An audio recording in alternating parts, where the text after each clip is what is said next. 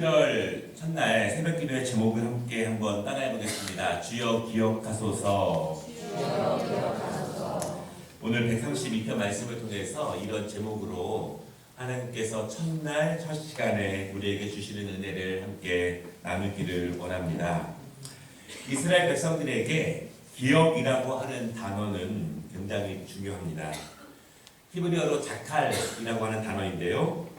하나님과 이스라엘의 백성, 그 관계를 설명할 수 있는 아주 중요한 단어가 바로 기억이라고 하는 단어입니다. 하나님은 모든 이스라엘 백성들의 걸어온 발걸음들을 하나님은 기억하신다고 하는 겁니다. 그리고 이스라엘은 또한 하나님께서 그들에게 베풀어 주신 은혜를 기억한다. 하나님과 이스라엘의 관계가 기억이라고 하는 것으로 함께 연관되어 갑니다. 또한 이스라엘 백성들은요, 그들의 자녀에게 하나님께서 우리 백성에게, 우리 민족에게, 우리 가정에게 주신 은혜를 자녀들이 기억할 수 있도록 가르칩니다. 그렇다면 이스라엘 백성들은 항상 하나님의 은혜에 대한 기억, 그리고 하나님께서 베푸신, 그리고 그들의 걸음걸음을 인도하신 기억을 가지고 살아가게 됩니다. 우리 11월을 출발하면서 하나님께서 우리의 모든 발걸음을 지켜보고 계시고 또 알고 계심을 여러분 기억하시기 바랍니다. 또한 우리가 하나님의 은혜, 하나님의 돌보심, 오늘에 이르기까지 하나님께서 인도하신 하나님의 은혜를 기억할 수 있는 11월 되시기를 주님의 이름으로 축원합니다. 시편 132편의 저자가 누구인지는 확실히는 알려지지 않았습니다. 그런데 시편 120편부터 133편까지 15개의 시가 성전에 올라가는 노래, 그렇게 알려져 있습니다. 성전에 올라가면서 또한 성전에 올라가서 제사를 드릴 때 함께 부르는 그런 찬양이에요. 이 안에는 기쁘고 즐거운 찬양도 있지만 슬프고 고난과 어려움과 포로되고 억눌렸을 때 그 찬양도 포함되어 있습니다. 하나님 앞에 나와서 성전에서 기도하며 찬양할 때 우리의 감사와 기쁨과 영광도 올려드리지만 우리의 실패와 우리의 넘어짐과 하나님의 은혜와 또한 우리의 고난과 우리의 죄악도 하나님 앞에 올려드릴 때 하나님께서 그 모든 전생의 삶을 하나님이 인도하신다라고 하는 겁니다. 하나님은 우리의 즐거운 모습과 웃는 모습과 기쁜 모습만 가지고 나오는 것을 원하시는 것이 아니라 우리의 모든 삶 전체, 여러 가지 애환들이 있죠. 여러 가지 슬픔들이 있고 번민들이 있죠. 우리의 삶 전체, 인생 전체를 하나님이 보시고 그것을 통해서 예배를 받으신다라고 하는 것입니다. 오늘 그런데 이 특별히 132편의 말씀에 보면은요, 다윗의 모습에 집중되어 있습니다. 하나님의 성전을 사모했던 다윗, 그리고 하나님의 전을 정말 간절하게 사모했던 다윗, 그를 통해서 하나님이 어떻게 일하시는가, 그를 통해서 하나님께서 그 백성들에게 어떤 은혜를 주시는가, 이 말씀이 132편에 나와 있습니다. 두 가지로 함께 말씀을 보려고 하는데요. 첫째는 그의 모든 겸손을 기억하소서. 오늘 이 시의 1절 시작을 보면은요, 다윗의 겸손을 기억하소서, 그렇게 말씀이 시작됩니다. 하나님께서 겸손을 기억하신다라고 하는 겁니다. 우리는 익히 알다시피 겸손은 예수님의 귀한 성품입니다. 우리가 예수님을 닮아가야 될 제목이고 제자된 증거로서 갖춰야 할 덕목이 겸손입니다. 겸손이라고 하는 것은 우리 안에 있는 예수의 흔적입니다. 예수의 생명, 예수의 능력, 그것이 우리에게 겸손으로 나타납니다. 예수의 능력이 우리에게 참 지혜로, 참 권능으로, 참 능력으로 나타나기 이전에 겸손의 모습으로 우리에게 먼저 예수의 흔적으로 나타납니다. 그래서 한 신학자는요, 이렇게 말합니다. 그리스도인들을 통해 나타나는 겸손이 그 사람의 믿음을 나타난다. 그의 겸손이 곧 그의 영적인 능력을 증명한다.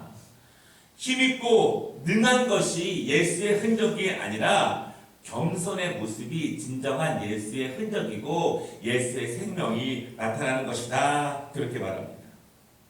시편 132편의 저자가요, 하나님 앞에 있는 다윗의 겸손을 기억해 주십시오. 이렇게 말합니다. 너무나 중요합니다. 다윗이 하나님의 마음에 합하고 예수 그리스도의 모습으로 닮아가고 있는 사람, 그는 왕이지만 높음을 추구하는 것이 아니라, 그는 왕이지만 권력을 추구하는 것이 아니라, 그의 전생에 있어서 예수 그리스도를 닮아가려고 했던 그 능력, 그 생명을 겸손으로 나타내는 다윗의 모습을 기억해 달라고 기도하고 있습니다. 여러분, 그렇다면 겸손의 뜻이 무엇일까요? 어떤 것이 겸손일까요? 겸손은 어떻게 만들어질까요? 다소곳하고 온순하고 친절하고 그렇게 연습하면, 그렇게 노력하면 겸손해질 것인가요? 예수님이 말하고 있는 겸손의 모습, 제자들의 모습이 바로 그런 겸손의 모습일까? 성경은 그렇게 말하지는 않습니다. 성경에서 이 겸손이라고 하는 뜻을 설명할 때 많은 상황들이 있는데요. 그 겸손이라는 말 속에는 고난이 담겨져 있고, 고통이 있고, 낮아짐이 있고, 압박이 있고, 또한 핍박이 그 안에 포함되어 있습니다. 그래서 다른 성경 번역본에 보면요, 오늘 말씀을 뭐라고 번역하냐면 다윗의 모든 역경을 기억하여 주십시오, 이렇게 번역하고 있습니다. 겸손에는 고난과 고통과 낮아짐이 그 안에 포함되어 있다 이것입니다. 우리가 엘리야 기도를 통해서 지금 다윗에 대해서 40번 가까이 말씀을 나누고 있습니다. 혹시 한 번도 안 들어보신 분이 계시면 오늘 밤에 꼭 나오시기를 바랍니다. 우리는 그 다윗의 모습을 통해서 다윗의 이전의 모습을 알고 있습니다. 왕이 된 이후의 초반부의 모습도 우리는 잘 알고 있습니다. 우리는 다윗의 고난을 압니다. 한없이 낮아짐을 알고 절대 올라오지 못할 만큼 완전히 추락했던 다윗의 모습을 압니다. 그런데 성경은 다윗이 그렇게 겸손을 배웠다 이렇게 말합니다. 아니, 배운 것이 아니라 이렇게 살아간 것입니다. 이렇게 몸에 익은 것입니다. 낮아지려고 노력한 것이 아니라 실제로 낮아졌습니다. 마음에는 겸손해야 되는데 하나님의 뜻인데 노력해야 되는데 이렇게 부담감 때문에 연습하고 그런 척을 하면서 겸손해지는 것이 아니라 다윗은 그냥 아무것도 할 수 없었기 때문에 그냥 낮아진 것이다. 그 안에서 겸손을 배웠다. 겸손할 수밖에 없는 삶과 인생 가운데 다윗은 겸손해지게 되었습니다. 오늘 저자가 하나님 다윗의 겸손을 기억하소서, 이 뜻은요, 다윗의 인생을 하나님이 아시지 않습니까? 그의 삶의 굴곡을 하나님께서 아시지 않습니까? 그가 어떠한 모습을 가지고 지금은 왕이었지만 어떠한 모습으로 여기까지 왔는지 하나님이 기억하고 있지 않습니까? 그것을 오늘 시편 저자가 이 말씀을 하고 있습니다. 역경이 있고 고난이 있고 고통이 있고 슬픔이 있고 낮아짐이 있었지만, 순간순간 넘어지고 쓰러질 때가 있었지만, 낙심할 때가 있었지만, 그럼에도 불구하고 매 순간 성실하고 정직하게 하나님을 향한 믿음을 잃지 않으려고 몸부림치는 다윗의 모습. 믿음을 잃어버릴 수밖에 없는 순간순간들이 너무나 많지만 잃어버리지 않기 위해서, 꼭 붙잡기 위해서 몸부림치며 앞으로 나아가는 그 다윗의 모습을 기억해 달라 이렇게 기도하고 있습니다. 요셉은 낮아지기를 연습해서 겸손해진 것이 아니라 그는 실제로 낮아졌습니다.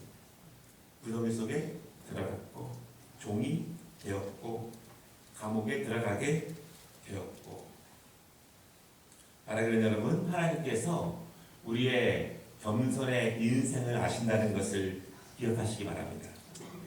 하나님께서 우리의 삶의 굴곡을 아신다는 것, 그리고 그 가운데서 우리가 믿음을 지키기 위해서, 하나님 앞에 나아가기 위해서, 하나님께 영광을 돌리기 위해서 어떻게 몸부림치며 나아가는 것을 하나님이 기억하신다는 것을 믿으시기 바랍니다. 하나님이 아신다는 것은요, 결국 믿음의 문제입니다. 믿음이 있으면 버틸 수 있습니다. 믿음이 있으면 인내할 수 있습니다. 믿음은 막연하게 생기는 것이 아니라 하나님께서 내 인생 가운데 찾아오셔서 나를 인도해 주시고 나를 구원해 주시고 내 삶 가운데에서 순간순간 건지시는 경험을 우리가 실제로 할 때마다 믿음이 커져갑니다.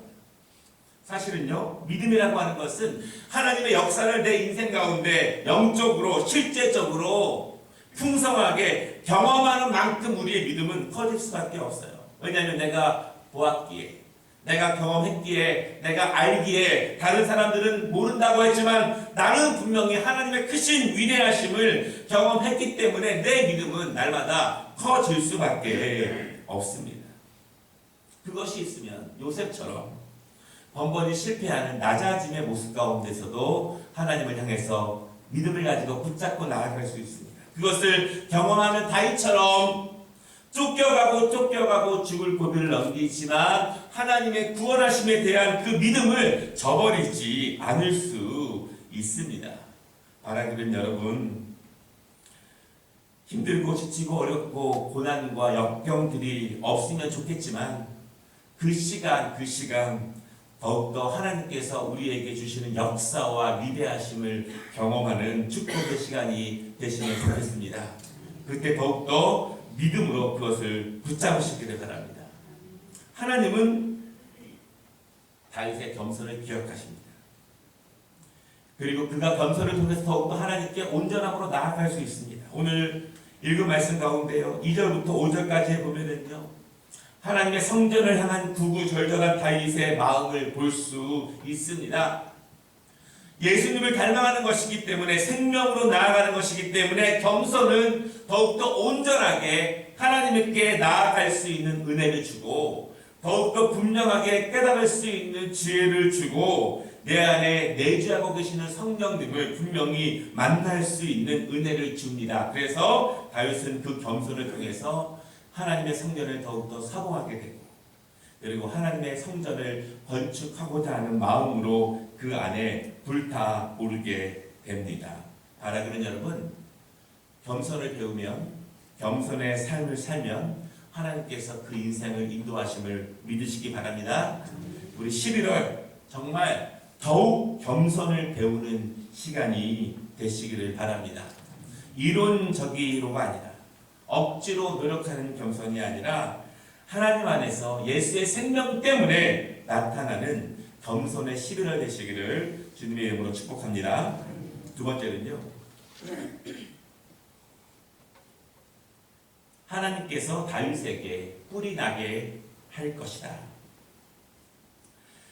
하나님은 다윗을 아시고 그의 인생을 아시는데요, 하나님은 그의 삶과 그의 믿음, 그의 성전을 사모하는 모습을 통해서 하나님은 그를 자랑스러워 하십니다.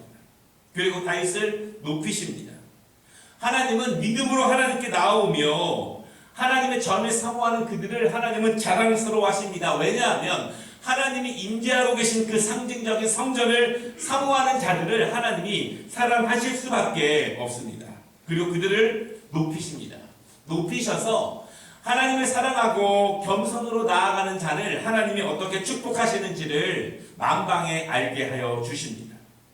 15절 말씀을 보면은요, 이렇게 말씀합니다. 내가 이 성의 식료품에 풍족히 복을 주시고 떡으로 그 빈민을 만족하게 하리로다. 너무 재미있는 말이 있어요. 식료품에 풍족히 복을 주시고 이렇게 말합니다. 여러분 다른 데서 이렇게 이런 말씀 보신 적 있으세요? 하나님께서 물질적인 복을 다윗성에, 다윗 왕국에 그의 백성들에게 주신다고 말씀합니다.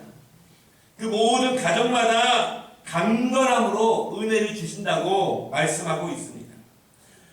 하나님 앞에 겸손함으로 예수의 생명의 능력이 나타나고 그 능력을 통해서 하나님의 전을 사모하고 사랑하고 섬기는 그들에게 하나님이 육신적인 실제 축복을 주신다는 것을 여러분 믿으시기를 바랍니다.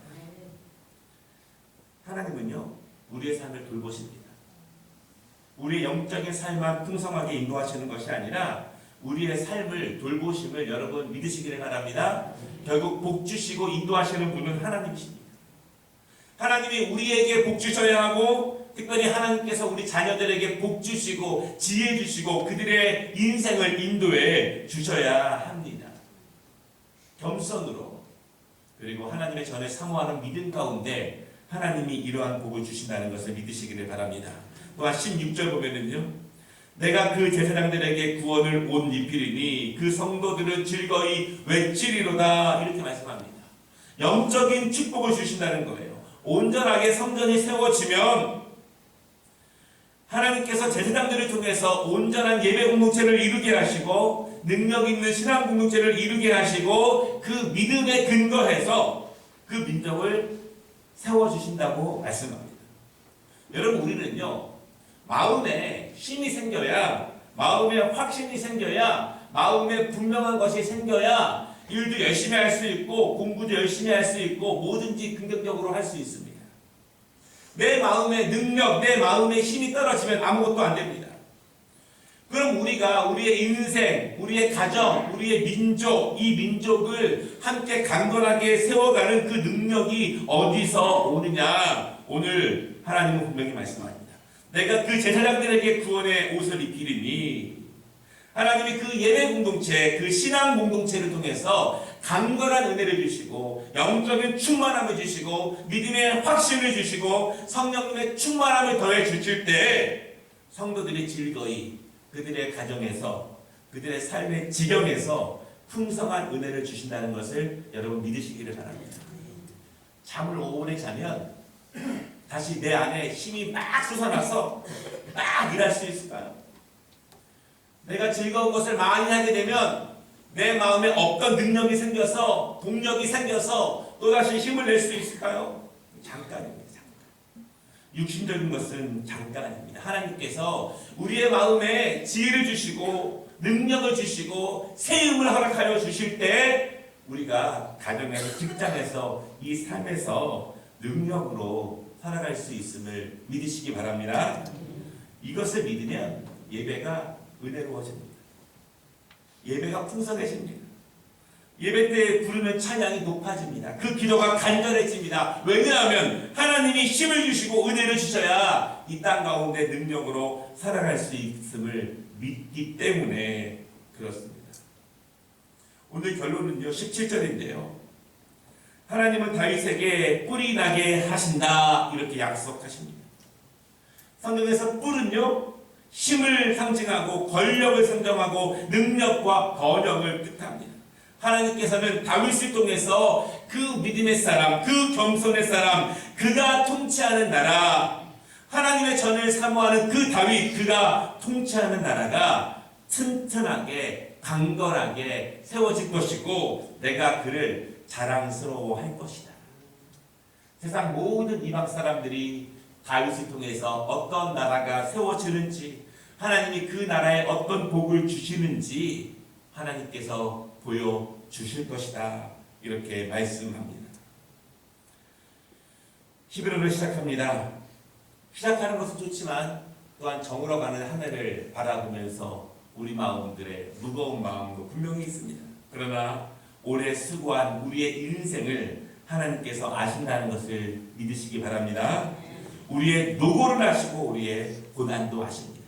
그러나 우리의 노고와 우리의 고난이 그냥 생고생하는 시간이 아니라 겸손을 배우는 시간, 예수님께 나아가는 시간, 더욱더 기도하는 시간, 더욱더 분투하며 하나님의 말씀을 더 강력하게 붙잡는 시간이 된다면 그 노고가 그 고난이 헛것이 아니라 우리 안에 생명이 확 트는 시간, 뿌리가 내리는 시간, 더욱더 하나님께 기쁨으로 올려드리는 시간이 된다는 것을 믿으시기를 바랍니다. 하나님 우리를 기억하실 것이고 그리고 우리를 높여주실 것입니다. 오늘 다윗에게 임한 은혜가 우리에게도 우리 가정에게도 우리 교회에게도 이 나라에도 임하는 11월 되시기를 주님의 이름으로 축복합니다. 잠깐 기도하고 우리 찬양하도록